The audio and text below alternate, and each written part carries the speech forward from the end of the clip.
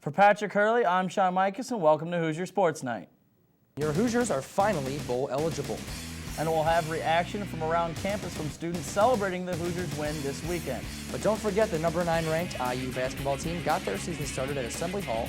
Those stories and much more tonight on Hoosier Sports Night on IUS TV.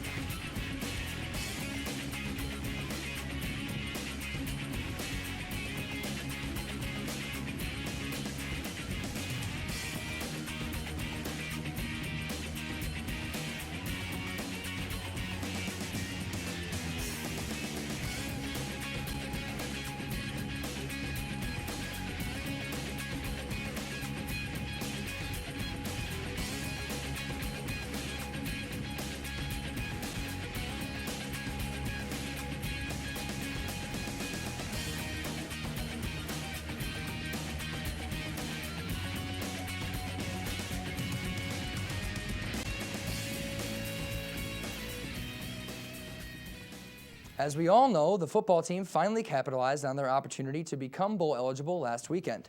In-state foe Ball State turned out to be the 6th victim of the Hoosiers this season, as the team is one step closer to playing 13 for the first time in 13 years. Let's look at how this one played out. To pick up the action, and the Hoosiers, you know how much they love to touch that rock. And we want to play 13, and here's their chance. Pick it up with Ball State. It's a fake field goal. Who do they think they are? Tanner Justice passes to David Jones, 13 yards and a Ball State Cardinals first down. From the 4, Chris Clancy rushes for a touchdown right over the goal line, and it's Ball State up 10-3. Uh-oh, is the upset on? No, Lewis to Fisher. That man is extremely fast. 60 yards for the touchdown, virtually untouched, ties the game 10-10. He had 134 yards on the day. Now here, Ball State quarterback Nate Davis is going to be picked off by Chris Phillips of IU. Returns it 58 yards for the touchdown. IU's up 17-10. The big plays are just beginning for the Hoosiers. Here's another 20-yard TD catch by James Hardy. Right here, his 12th of the season. In the back of the end zone on the little fade route that we love to do so much. 12 on the year again. He would have another later on. It's 24-10. At halftime, we go to the second half. Ball State's first drive out of halftime. Nate Davis, quarterback for Ball State, finds Daniel Ift. 17-yard touchdown. It's 24-17. Do we have a ball game, folks? I think we might. Marcus Thigpen takes a little screen pass here from Kellen Lewis. 31-yard reception to the Ball State 3-yard line. And he has been doing that all year this year. Now here on the next play, Hardy, his 13th on the year, as I mentioned before. There's a flag for pass interference, but the touchdown would stand. Later on, another touchdown from Ray Fisher, his second of the game as well. And again, he has 134 yards on 6 receptions. And Jane Hepner hugs James Hardy as the Hoosiers become bowl eligible. A win, bowl eligibility, and a broken record describe the Hoosiers' 38-20 win against the Ball State Cardinals. It's nothing but bowl eligibility, so, you know, as of right now, yeah, we are bowl eligible, but we still got 2 more big games, so, you know, more games we can win, the better. The most important thing for the Hoosiers is they stay focused for next week's game and, once again, not get caught up in the hype of going to a bowl game. The guys are excited, but it's not enough. We got to come in ready tomorrow, get ready for Northwestern, and get 2 more. Kellen Lewis broke the record for the most touchdown passes, making it his 23rd of his career. He passed for 354 yards, 2 of those touchdowns going to wide receiver James Hardy. Hardy and Lewis were named IU history's most successful quarterback and receiver. To get that title is great, but I'm not sure that me and him have put ourselves on that level, so all we can do is go out there and play each Saturday and try to get as many touchdowns as we can. It's great for each and every one of us to reach our goals and break records every week, but we're here for Coach Hep. We're here to play 13, and we're just doing whatever we have to do to get those W's. The IU football team had a big day today, and they know that Coach Hep was shining down on them. From Memorial Stadium, I'm Alexis Hosier, Hoosier Sports Night. As expected, students were happy and relieved for the Hoosiers to finally get over the hump and with their 6th victory. We sent out Mark Kaplan and Matt Koenig for campus reaction. Hoosier fans are very excited.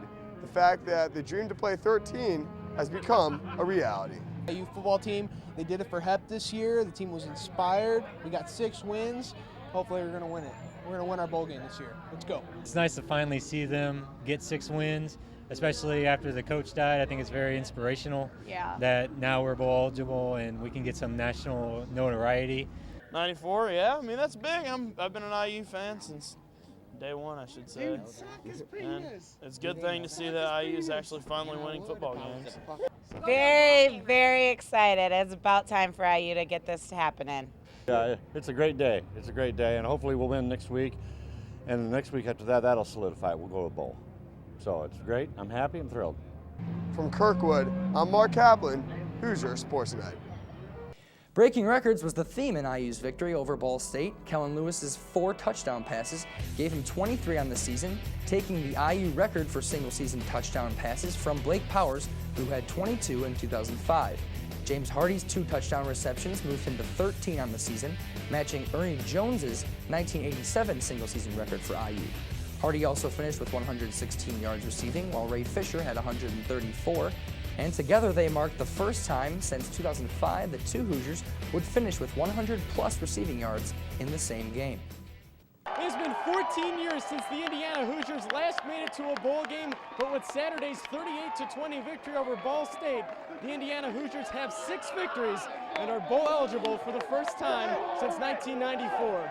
We talked with the seniors and we talked to the football team as of last night, really for the first time, about how special it is to have the opportunity to go be on a bowl team. And most of us on the staff have had that opportunity either as players or coaches, and it is special, and our guys haven't had the opportunity to experience that. The team hasn't been bowl eligible in a very long time, and we want to make our mark in school history, so to speak. We want to have our picture plastered on the wall. So to know that we broke the drought of being that bowl team. I mean, this is something that this university hasn't had in over 15 years, so most definitely it's a positive for our program and our alumni, and now we just got to go in and continue to do what we've been doing this week.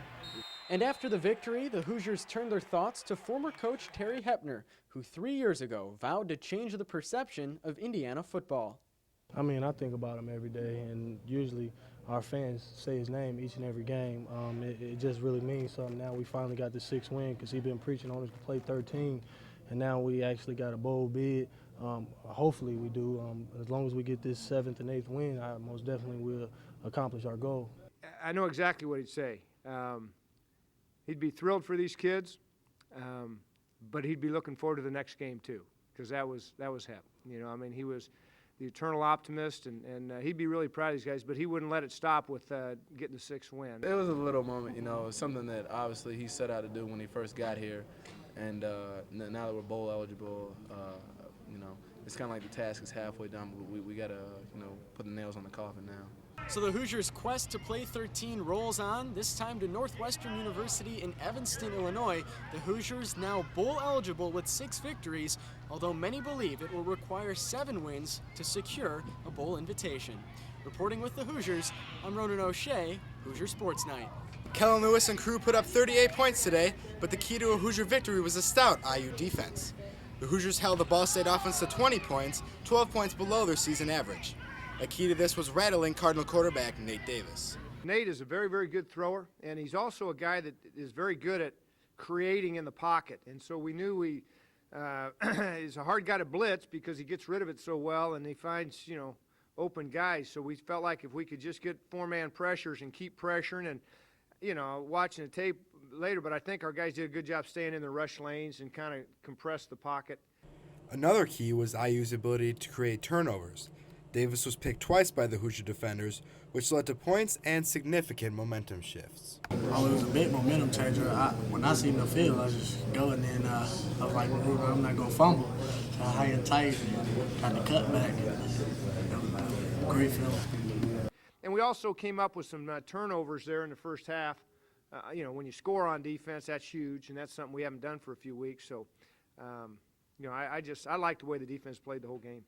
The defense will look to build upon this week's performance as they take on 2 more high-powered offenses in Northwestern and Purdue. Reporting from Memorial Stadium, I am Casey Richards, Hoosier Sports Night.